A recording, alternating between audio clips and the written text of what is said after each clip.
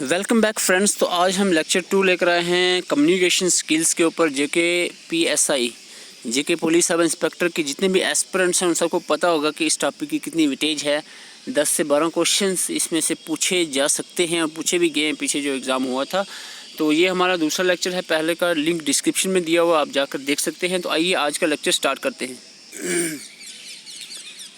So students, आज हम बात करेंगे गाइडलाइंस फॉर इफ़ेक्टिव कम्युनिकेशन। एक कम्युनिकेशन को इफ़ेक्टिव बनाने की कौन कौन सी गाइडलाइंस हैं, क्या क्या रूल्स हैं जो आपको फॉलो करने चाहिए, क्या क्या स्टेप्स हैं जो आपको फॉलो करने चाहिए कम्युनिकेशन को, किसी भी कम्युनिकेशन को इफ़ेक्टिव बनाने के लिए।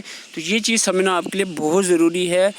तो आइए देखते हैं। सबसे पहली बात है कि effective communication is a part and a parcel of any successful organisation.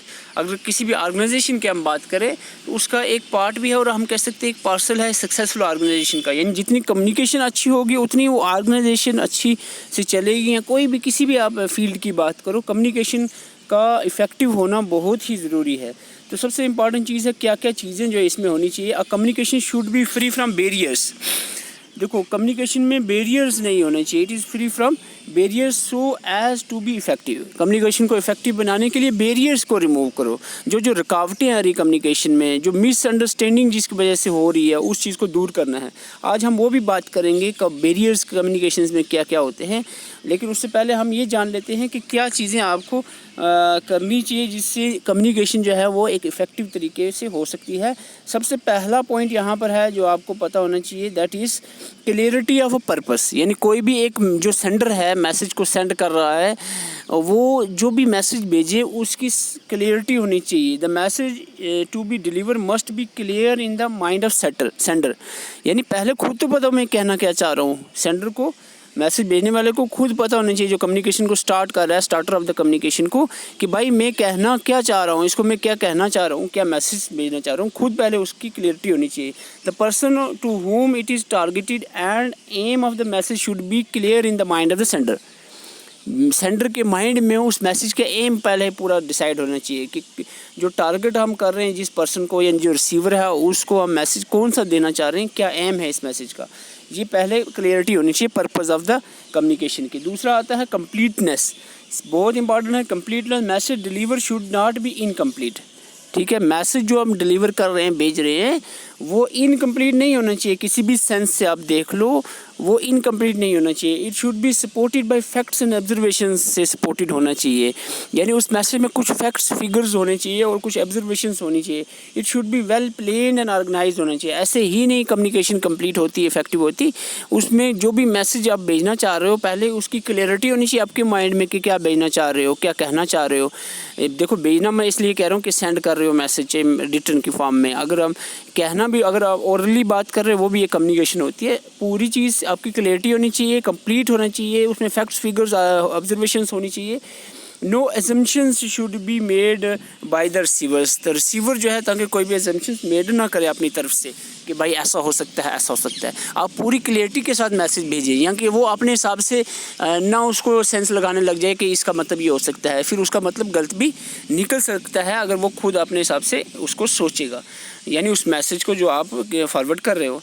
The कंसाइसनेस, तो जो ये कंसिस्टेंस है, message should B concise. Concise का मतलब है it should not include unnecessary. Concise mean बिल्कुल कंप्रीहेंसिव, प्रिसाइज होना चाहिए मैसेज। छोटा हो, बिल्कुल साफ सुथरा, फैक्ट और फिगर्स हो, एम्बिग्यूटी नहीं होनी चाहिए, एम्बिगस नहीं होना चाहिए। यानी कोई शक की बात नहीं होनी चाहिए, या फिर कोई डोट की बात नहीं होनी चाहिए। क्लियर कट मैसेज होना चाहिए और बिल्कुल short concise message. It should B short and complete. ऐसा मैसेज होना चाहिए ऐसी कम्युनिकेशन में, जो आप बात कह रहे हो, सेंड कर रहे हो चीज़, चाहे वो बोल रहे हो या लिख रहे हो या एक्सप्रेशन से कह रहे हो, वो शॉर्ट होना चाहिए, कंप्लीट होना चाहिए, कंसाइज होना चाहिए। फीडबैक की भी बड़ी इंपॉर्टेंस है कम्युनिकेशन के अंदर। आप मैसेज सेंड कर रहे हो, रिसीवर उसको रिसीव कर रहा है, फिर उसको इंटरप्रेट करके उसको समझ रहा है, उसी मैनर में जो आप कहना चाह रहे हो वो एग्जैक्टली समझ गया है। ये चीज़ आपको कैसे पता चलेगी? वो फीडबैक से पता चलेगी। ठीक है, वो फीडबैक करेगा, ओके आई अंडरस्टूड, तो उसको पता चल गया कि हाँ ओके, हाँ मैं कर दूंगा। यानी अब कोई काम आपने करने के लिए कहा है या कुछ भी ऐसा कहा है, तो फीडबैक आना ज़रूरी है। कम्युनिकेशन तभी जाके एक इफेक्टिव होगी और कंप्लीट होगी। Whether the message sent by the sender is understood in same term by the receiver or not can be जज बाई फीडबैक द रिसीवर। ठीक है, वही जो मैं कह रहा था, जो आपने मैसेज भेजा रिसीवर ने उसी सेंस में समझा उसको, ये फीडबैक से आपको पता चलेगा। The feedback should be timely and in personal, it should be specific rather than general. ठीक है, स्पेसिफिक फीडबैक होनी चाहिए कि भाई हाँ पार्टिकुलरली हमने समझ लिया आप क्या कहना चाह रहे हो, उसका रिप्लाई फीडबैक जो करेगा वो उसी सेंस में होना चाहिए जो आप कहना चाह रहे हो। ठीक है, एम्पैथी का मतलब क्या है? Empathy means empathy with listeners is essential for effective verbal communication. The speaker should step into the shoes of the listener and be sensitive to their needs and emotions. यानी एम्पैथी का मतलब है जो भी सेंडर है, message send कर रहा है, सबसे पहले रिसीवर के बारे में उसको कंप्लीट इन्फॉर्मेशन होनी चाहिए। ये एक मुहावरा दिया है कि shoes of the listeners, step into the shoes of the listener, यानी इतने उसको नॉलेज होनी चाहिए कि बिल्कुल उसके अंदर तक की नॉलेज होनी चाहिए रिसीवर की, भाई इसके माइंड में क्या है, इसकी थिंकिंग कैसी है, इसकी सोच कैसी है, ये कैसे समझेगा इस मैसेज को। तो ये पूरा रिसीवर के बारे में इन्फॉर्मेशन होना ज़रूरी है सेंडर के पास। तो ये चीज़ आपने याद रखनी है। उसके इमोशंस कैसे हैं, ये इस बात को कैसे लेगा, तो ये चीज़ सारी सेंडर के माइंड में होनी चाहिए। This way he can understand things from their perspective and make the communication more effective. तो इस तरह से ये कुछ तरीके आपको मैं बता रहा था कि इस तरह से इफ़ेक्टिव हो सकती है कम्युनिकेशन। तो आगे देखते हैं, कुछ और पॉइंट्स हैं इसमें। Modify the message according to the audience. ठीक है, मैसेज आपका ऐसा मॉडिफाइड होना चाहिए कि जैसे ऑडियंस की नीड है, जैसे सुनने वाले जो रिसीवर है उनकी क्या समझ है, सोच है, इमोशंस है, क्या ज़रूरत है उनकी, उस हिसाब से आपका मैसेज होना चाहिए। Information requirement by the different people in the organisation differ according to their needs. तो कैसी इन्फॉर्मेशन उसको भेजनी है, वो किस तरह से इंटरप्रेट करेगा, कैसे उसको रिसीव करेगा, कैसे समझेगा, उसकी सेंस इमोशंस कैसे हैं, तो वो चीज़ आपको माइंड में, सेंडर के माइंड में क्लियर होनी चाहिए ताकि एक इफेक्टिव कम्युनिकेशन हो जाए। What is relevant to the middle level management, ये एक ऑर्गेनाइजेशंस का भी बीच में जिक्र दिया है, तो इसको हम आगे चलते हैं। Multiple channels of the communication. ठीक है, कम्युनिकेशंस के मल्टीपल चैनल्स होते हैं, होने भी चाहिए। ठीक है, जिस तरीके से आसान हो सकती है कम्युनिकेशन और इफेक्टिव हो सकती है उस तरीके से किया जाए। यानी बाय द वे 200 मीटर दूर को बंदा खड़ा हुआ है, तो मैं यहाँ से आवाज़ लगा के बोल रहा हूँ कुछ, तो शायद क्लियरिटी उसमें आवाज़ ना पहुँच रही हो क्लियर, बीच में बैरियर्स आ रहा हूँ। This is called physical barrier, distance की वजह से बैरियर आ रहा है। तो हम ये चैनल जो है सीधा डायरेक्ट आवाज़ लगा के हम ओरली एक चैनल हम इसमें नहीं इख्तियार करना चाहिए। तो हमें हो सकता है हम इसमें मैसेज करें भाई उसको कि भैया, उसको फ़ोन कॉल कर रहे हैं भाई, मैं आपके सामने खड़ा हूँ, इधर आ जाओ, हम बात करनी है, या वहीं से बोल लो कि भाई आपके पीछे वो बंदा खड़ा है, उसको साथ में लेकर आ जाओ। तो ये कम्युनिकेशन का मतलब है बैरियर्स को रिमूव करना है। मल्टीपल चैनल्स के थ्रू आप कम्युनिकेट कर सकते हो। देखो, जो for effective communication multiple channel जो है should be use to increase the channel of clarity of message. Clarity of message को इंक्रीज़ करने के, मैसेज क्लियर आपका पहुंचे वहाँ तक चैनल्स मल्टीपल यूज़ करो। वही जो मैं एग्जांपल दे रहा था, मैं इधर से आवाज़ें लगा रहा हूँ, बंदा सुन नहीं रहा है, तो ये कम्युनिकेशन प्रॉपर नहीं हुई। ठीक है, अगर मैं यहाँ से फ़ोन कर दूँ बंदे को कि भाई इधर आ जाए, वो काम कर दे, ये कर दे, कोई मैसेज पहुँचा रहा, तो ये डिफरेंट चैनल मैंने यूज़ किया। तो इस तरह से मल्टीपल चैनल यूज़ करके कम्युनिकेशन को इफेक्टिव बनाया जा सकता है। The message is refined by using different channels and there is less chance of the deformation of the message। ठीक है, डिफरेंट चैनल्स आप यूज़ करें ताकि जो आपका मैसेज है और डिफॉर्मेशन उसकी ना हो, यानी ऐसा ना हो कि आपका मैसेज आया जाए, पहुँचे ही ना वहाँ तक। Make the effective use of grapes wine, informal channel of communication में आप यूज़ कर सकते हो। ये इम्प्लाइज़ के रिलेटेड है, तो इसको हम छोड़ देते हैं। तो ये एक और पॉइंट आपको यहाँ पर छोड़ो, बैरियर्स आ गए, तो बैरियर्स बात करना बहुत ज़रूरी है। तो मैं बैरियर्स पे आ जाता हूँ, थोड़ा सा देख लेते हैं बैरियर्स के बारे में। तो ये हम बात करें यहाँ पर बैरियर्स, तो क्वेश्चन आई थिंक 5 क्वेश्चन जो हैं, 5 क्वेश्चन JKPSI के एग्ज़ाम में बैरियर्स से पूछे गए थे। कम्युनिकेशंस में क्या क्या बैरियर्स हैं, उनकी क्या सॉल्यूशंस हैं, इस पे 5 क्वेश्चंस पूछे हुए थे। तो आइए हम बैरियर्स को थोड़ा सा देख लेते हैं कि क्या क्या बैरियर्स कम्युनिकेशंस में, रुकावटें आ सकती है कम्युनिकेशंस में। बैरियर हो सकता है या तो कम्युनिकेशन जो आप मैसेज भेज रहे हो वहाँ तक पहुँचे ही नहीं, रास्ते में कोई रुकावट आ जाए, या ऐसे ये भी एक बैरियर हो सकता है कि आपने मैसेज भेजा लेकिन उसने सही तरह से इंटरप्रेट नहीं किया, आपका बैरियर जो चैनल था वो गलत था मैसेज पहुँचाने का, या आपने मैसेज में क्लियरिटी नहीं रखी, तो ये भी बैरियर हो सकता है। यानी आपकी सेंस अलग थी, उसने समझा अलग सेंस से, ये भी एक बैरियर। यानी मिसअंडरस्टैंडिंग हो जाए, अगर कंसेप्ट हो जाए यहाँ तो कम्युनिकेशन में, तो ये भी एक बैरियर हम ले सकते हैं। The barrier of communication is such a part that you have to keep in mind during the communication. ठीक है, ये चीज़ भी दिमाग में होनी चाहिए बैरियर के बारे में, कोई रुकावट ना आए, मिसअंडरस्टैंडिंग ना हो, प्रॉपर मैसेज पहुंच जाए, पूरी क्लियरिटी के साथ पहुंच जाए। Even after taking care of every other details during the conversation, some misunderstandings remain during the communication. सारी चीज़ें ध्यान रखने के बाद, जो हमने अभी बता रहा था मैं इफेक्टिव कम्युनिकेशन के लिए क्या क्या ज़रूरी है, उसके बाद भी आप देखो तो कहीं ना कहीं जो है वो मिसअंडरस्टैंडिंग्स रह जाती हैं, हो जाती हैं कम्युनिकेशंस के अंदर। ये मिसअंडरस्टैंडिंग्स की वजूहात क्या है, रीजंस क्या हैं, काजेज़ क्या हैं, वो हैं ये बैरियर्स। तो इनको समझना बहुत ज़रूरी है। तो आइए देख लेते हैं। सबसे पहला हो गया फिजिकल बैरियर। ठीक है, मैं वर्डिंग पे नहीं जाऊंगा क्योंकि उससे काफ़ी टाइम लग जाएगा, तो मैं आपको ऐसे समझा दूं। फिजिकल बैरियर होता है जो डिस्टेंस की वजह से आया। जैसे मैं अभी ये एग्जांपल दे रहा था, वो बंदा बहुत दूर खड़ा हुआ है, मैं यहाँ से आवाज़ें लगा रहा हूँ, डिस्टेंस दूर है, तो मेरी आवाज़ सही तरह से पहुँच नहीं रही है, तो ये भी एक बैरियर हो सकता है। इससे या तो मिसकंसेप्ट हो सकता है, या मैं इशारा कर रहा हूँ, गलत इसको इंटरप्रेट कर रहा हूँ उस इशारे को, तो इस तरह से मिसकंसेप्ट हो सकता है, मिसअंडरस्टैंडिंग हो सकती है। तो बैरियर को दूर करना बहुत ज़रूरी होता है, चाहे वो फिजिकल बैरियर हो या फिर वो पर्सनल बैरियर हो या कोई और बैरियर। पर्सनल बैरियर होता है यानी पर्सनल फैक्टर्स जिसमें इन्वॉल्व हों, चाहे वो सेंडर के या रिसीवर्स के। अब पर्सनल फैक्टर्स क्या होते हैं किसी भी कम्युनिकेशन में?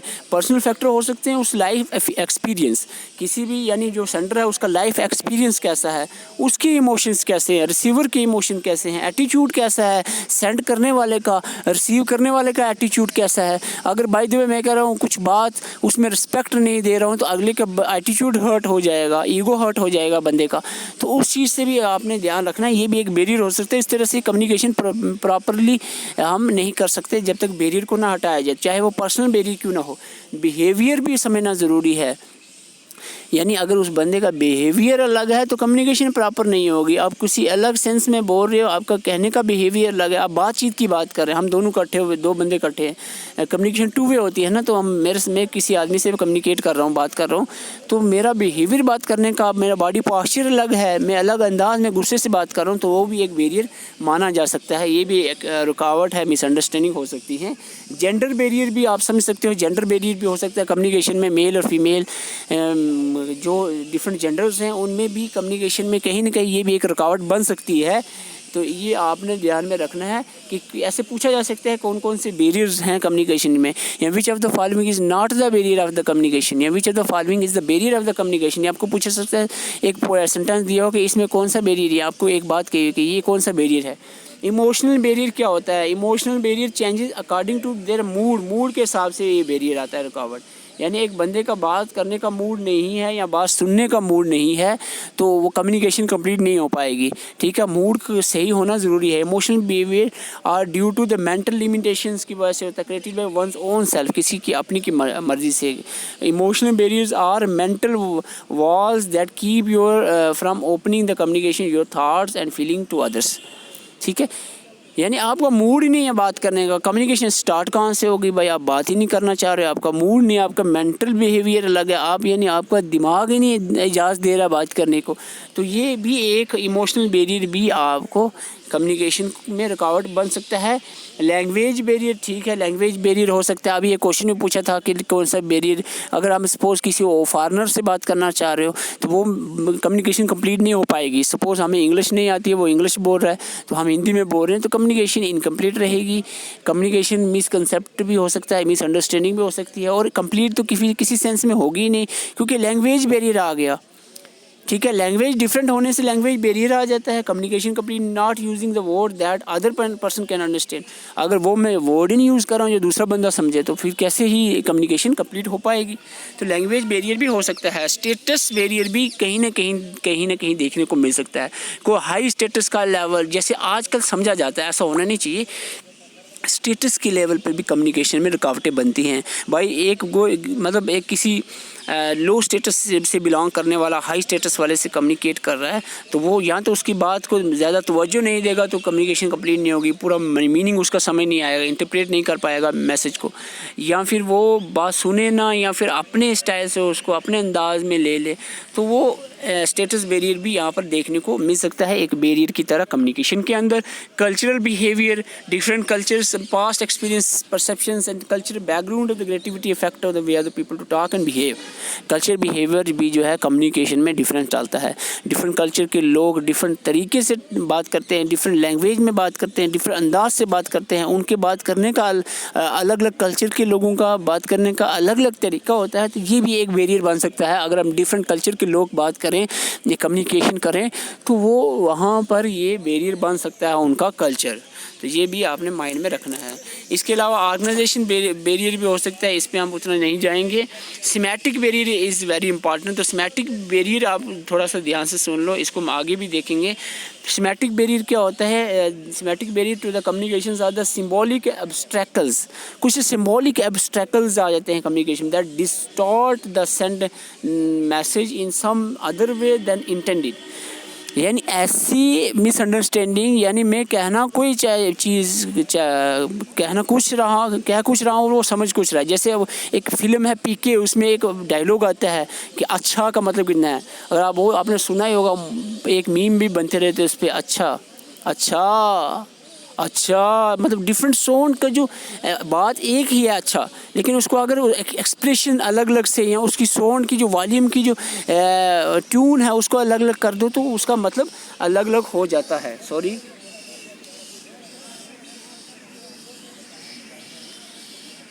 तो यहाँ पे थोड़ा सा हो गया था बंद फ़ोन। तो मैं आपको बता दूँ, इसी तरह से सपोज़ किसी जो वर्ड होते हैं होमोफोन्स, यानी एक ही तरह के स्पेलिंग्स होते हैं। अगर मैसेज सेंड कर रहे हो तो स्पेलिंग एक तरह के होते हैं कई चीज़ के, तो उसको भी अगर गलत वे में लिया जाए तो बैरियर वहाँ पर बन सकता है। जैसे हम बात कर लें बाय, बाय मीन्स खरीदना, BYE बाय। दूसरा बाय एक ही वर्ड है, एक तरह की स्पेलिंग है, आवाज़ एक तरह की है, तो ये इसका मतलब अलग हो सकता है, मतलब अलग है, और कम्युनिकेशन में इसको अलग तरीके से समझा जा सकता है। तो ये भी एक सिमेट्रिक बैरियर है।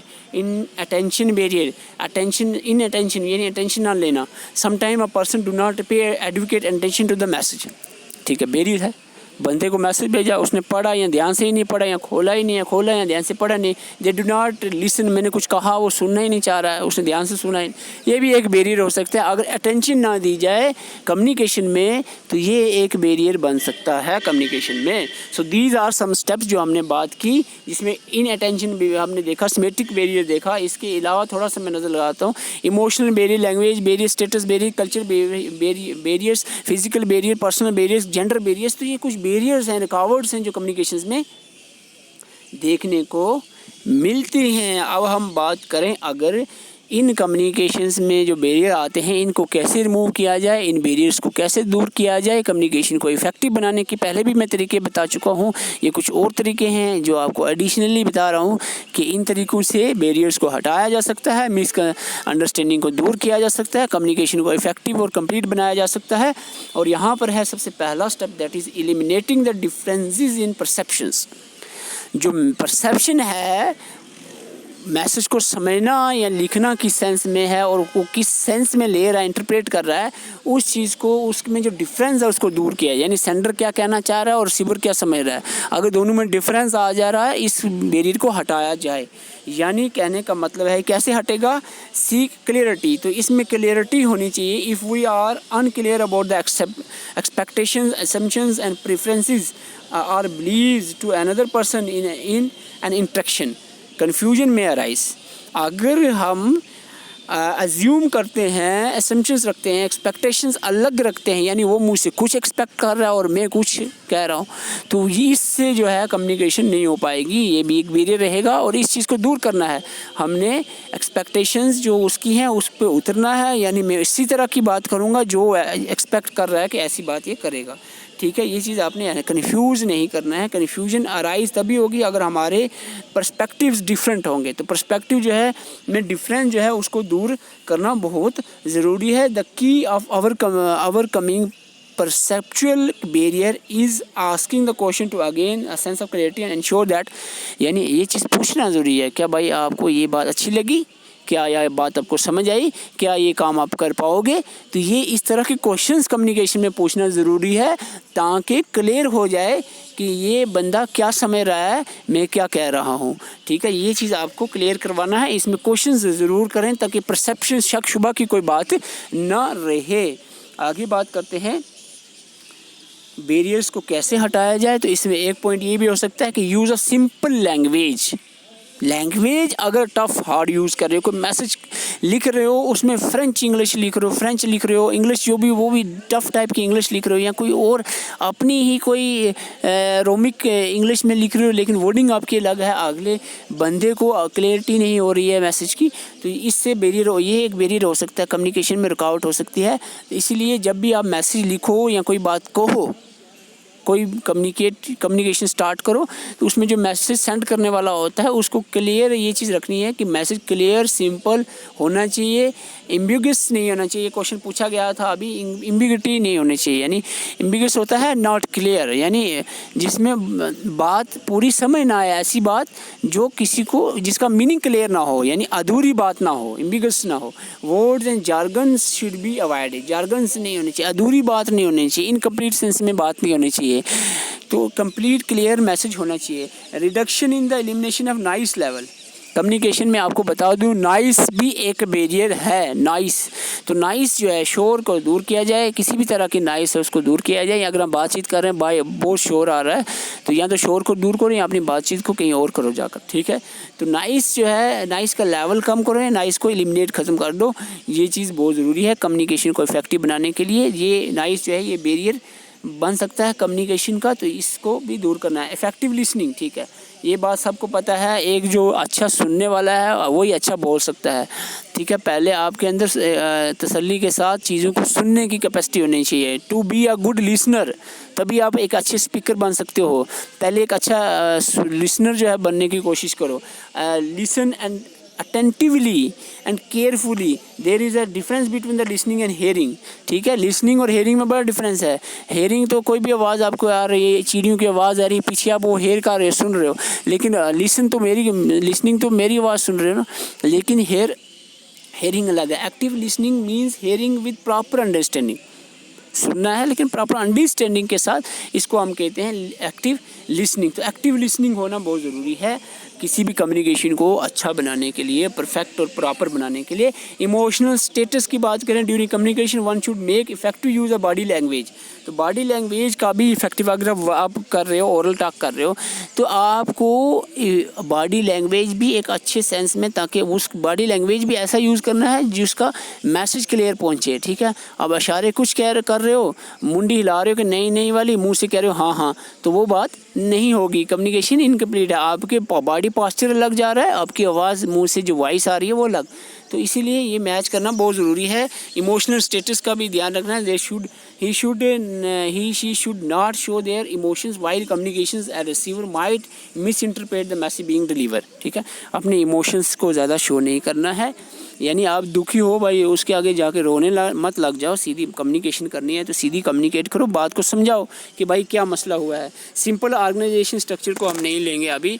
सिंपल ऑर्गेनाइजेशन स्ट्रक्चर सिंपल है कि भाई कम्प्लेक्स नहीं होना चाहिए, यानी ऑर्गेनाइज जो मैसेज कर रहे हो आप या बोल रहे हो भेज रहे हो वो सिंपल होना चाहिए। एक प्रॉपर ऑर्गेनाइज वे में आपको मैसेज करना है, उसमें कोई भी हम कह सकते हैं टफनेस नहीं होनी चाहिए, उतनी ज़्यादा hierarchical level of the optimum, यानी कि मिडिल लेवल का मैसेज होना चाहिए, अच्छे से समझा जा सकते। अवॉइड इन्फॉर्मेशन ओवरलोड, बिल्कुल सही है। आप एकदम से 10 सवाल कह रहे, तेरा नाम क्या, आप कहाँ रहते हो, आपका क्या करते हो, आप क्यों जा रहे हो, आप क्यों आ रहे हो।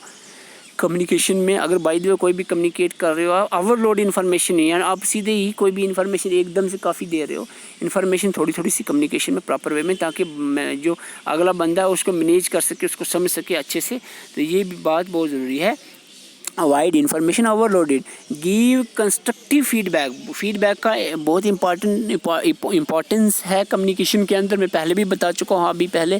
तो फीडबैक बहुत ज़रूरी है। सेंडर मैसेज को सेंड करता है, एक प्रॉपर चैनल होता है, चैनल के थ्रू रिसीवर के तक पहुँचता है, रिसीवर उसको डिकोड करके मैसेज को अच्छे से इंटरप्रेट करता है और उसको फीडबैक देगा, तो जाकर कम्युनिकेशन कंप्लीट मानी जाएगी। और फीडबैक भी जो है प्रॉपर टाइम में देना है, नेगेटिव फीडबैक नहीं देना है। Avoid giving negative feedback. Content of the feedback might be negative but it should B deliver constructively. अगर आप नेगेटिव नो ही कहना चाह रहे हो, यानी आपको किसी ने कोई काम करने के लिए कहा है, इसका आंसर नो है, आप नहीं करना चाह रहे हो, नेगेटिव फीडबैक है, लेकिन उसको प्रॉपर वे में, I am extremely sorry but I can not do this is a perfect way. आप नेगेटिव को भी एक अच्छे तरीके से कंस्ट्रक्टिव वे से उसको फीडबैक दें, चाहे वो नेगेटिव। पहले तो नेगेटिव फीडबैक को अवॉइड करें ज़्यादा से ज़्यादा, नहीं तो एक कंस्ट्रक्टिव वे में नेगेटिव फीडबैक को भी दिया जा सकता है। तो प्रॉपर मीडिया सिलेक्शन बहुत ज़रूरी है। चैनल आपका प्रॉपर होना चाहिए कम्युनिकेशन के लिए। अब वो दूर से बंदा खड़ा है, आवाज़ें लगाने से बेहतर है फ़ोन करके आप बोल लो। प्रॉपर चैनल होना चाहिए। मैसेज कर रहा हो, आप किसी गांव में बंदा रह रहा है, नेटवर्क नहीं है, आपको पता है मैसेज नहीं जाएगा, मैसेज मत करो, किसी बंदे को भेज दो उस तक मैसेज पहुंचाने के लिए, या चिट्ठी लिख दो। अगर आपको कोई ले जाने वाला है तो उसके थ्रू आप कम्युनिकेट करवा सकते हो। तो यानी कम्युनिकेशन का मीडिया जो है वो सिलेक्ट होना चाहिए। आप ओरली कर रहे हो, फेस टू फेस इंस्ट्रक्शन कर रहे हो, मैसेज भेज रहे हो, यानी मीडिया जो है वो आपका प्रॉपर होना चाहिए। किस बंदे को कर रहे हो, किस बंदे को किस तरह की कम्युनिकेशन की मैसेज भेजना चाहिए, किस वे में भेजना चाहिए, लेटर करना चाहिए, ईमेल करना चाहिए, मैसेज करना चाहिए, मुंह से बोलना चाहिए, किसी से स्नेह पहुँचाना चाहिए। तो ये सारी चीज़ें आपने ध्यान में रखनी है। प्रॉपर चैनल इसका यूज़ करना है आपने कम्युनिकेशन के अंदर। Flexibility in the meeting the target में फ्लेक्सिबिलिटी, यानी effective communication in an organisation the manager should be ensure that the individual are meeting in the target timely workout skipping in the formal communication. तो ये organisation के related है, इस पर मैं ज़्यादा बोलूँगा नहीं। तो कम्युनिकेशन के रिलेटेड जो आपने चीज़ें सुनी, आई होप आपको समझ आ गई होंगी। गाइडलाइंस भी मैं बता चुका हूँ पहले। क्लियरिटी पर्पज़ का होनी चाहिए, कंप्लीटनेस, कंसाइसनेस, फीडबैक, एम्पैथी, तो ये सारी चीज़ें आपको मैं बता चुका हूँ। तो this is all from today. तो आज का हमारा लेक्चर 2 था। अगर आपको वीडियो अच्छी लगी, चैनल को ज़रूर सब्सक्राइब करें। नए जुड़े हैं तो हमारे प्लेलिस्ट में जाकर आप वीडियोस को देख सकते हैं। तो वीडियो को ज़रूर देखें, उसमें हिस्ट्री, पॉलिटी, ज्योग्राफी, इकोनॉमी की सॉरी नहीं हुआ, बाकी almost history, polity, geography, computer, general awareness के बहुत सारे टॉपिक के वीडियोज़ अपलोड हो चुके हैं, जो कि PSI के लिए भी टॉपिक मिल जाएंगे। VLW का तो हमने 3 सब्जेक्ट ऑलमोस्ट कंप्लीट कोर्स करवा दिया है, तो आप देख सकते हैं। और JK PSI की जहाँ तक बात करें तो उसमें मॉक टेस्ट भी, कुछ क्विक रिवीजन सेशंस भी प्रोवाइड किए हुए हैं, प्लेलिस्ट में आप जाकर देख सकते हैं। तो ये वीडियो कैसी लगी है, वीडियो को लाइक करके आप ज़रूर बताएं। Thank you for watching. और कमेंट करके आप बता सकते हैं कि आगे आपको किस तरह की, और सबसे इंपॉर्टेंट बात है, आप फीडबैक अपने यहाँ पर भी देख सकते हैं कि आप मैं कैसे इंप्रूव कर सकता हूँ, अपनी जो टीचिंग स्किल है इसको इंप्रूव कैसे कर सकता हूँ, क्या क्या इसमें इंप्रूवमेंट आ सकती है। बहुत सारे एस्पिरेंट मैसेज करते हैं, मैं कभी भी उसको नेगेटिव नहीं लेता हूँ, मैं आपका थैंक्स करता हूँ। जब भी आप मैसेज करते हैं कि भाई इस तरह से आप नहीं, भाई इस तरह से करें, तो उसको मैं ज़रूर मानता हूँ। तो आप अपने फीडबैक ज़रूर दें। मेरी एक रिक्वेस्ट है, आप कहें कि भाई ये चीज़ करवा दो, ये करवा दो, ये पढ़ा दो, ये ऐसे पढ़वा दो, ये थोड़ा इधर से गलत कर रहे हो, आप कम्युनिकेशन में थोड़ी यानी गलती आ रही है आपके बोलने में, इसमें उसमें, तो आप ये इंप्रूवमेंट के लिए आप मेरी थोड़ी हेल्प कर सकते हो कि क्या फीडबैक्स रहेंगे। Thank you for watching and all the best.